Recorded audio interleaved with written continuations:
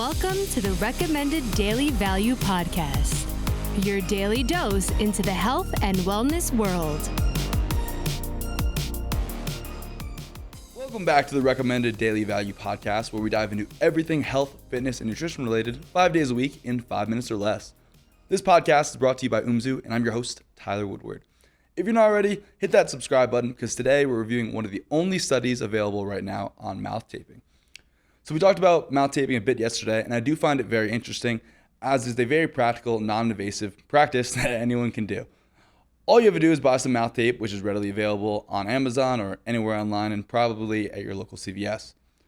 But without further ado, let's dive into this study.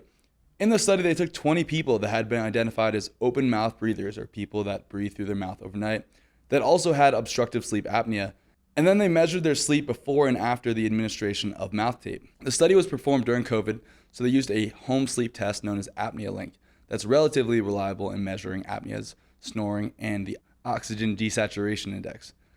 If you're not aware, an apnea is defined by a temporary cessation of breathing or stoppage of breathing. And in obstructive sleep apnea, these apneas are caused by a small blockage in your upper airways that prevents adequate oxygen from flowing through, resulting in temporary stoppages of breathing.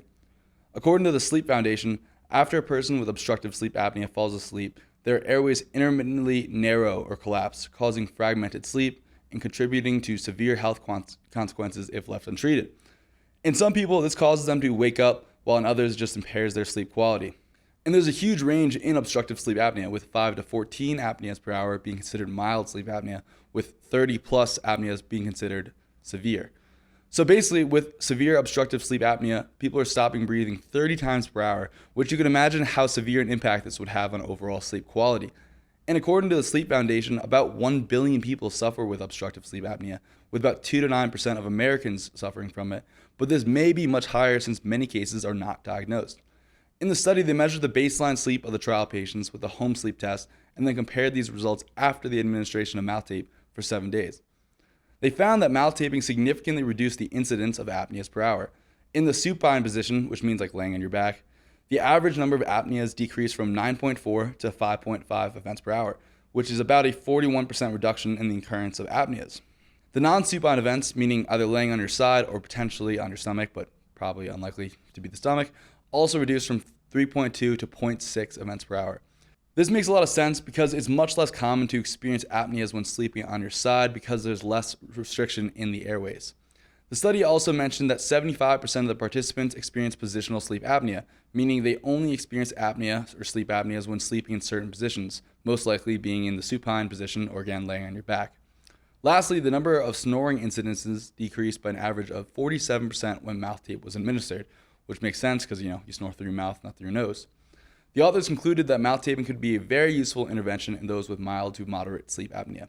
This is very useful, being that the most common medical intervention for obstructive sleep apnea is the administration of a sleep apnea machine or CPAP machine, which is a relatively low rate of adherence, with 1/3 of people trying it quitting in the first month. Now, obviously, the study has limitations. First, the sample size was pretty small with only 20 patients, 19 of which were men. Secondly, there was no control group in the study. They only used the baseline of the 20 patients. And lastly, the home sleep test is much less accurate and reliable than the in-lab sleep test. So the jury may still be out on the effectiveness of mouth taping, but I'm very optimistic and think this could be a very useful intervention in many people. Anecdotally, many people, including myself, that try mouth taping experience profound benefits in sleep quality and quantity, snoring less, not waking up with dry mouth, etc. Personally, I think everyone should try mouth taping for at least 6 weeks to really see the effects it has in their day-to-day life. Well, that's it for this episode, so it might sound a bit weird, but don't be afraid to try mouth taping out for yourself. If you enjoyed this episode, make sure to hit that subscribe button and to share with a friend. And remember, these opinions are my own, based on my own research and experiences, and is not medical advice. Till next time, be good.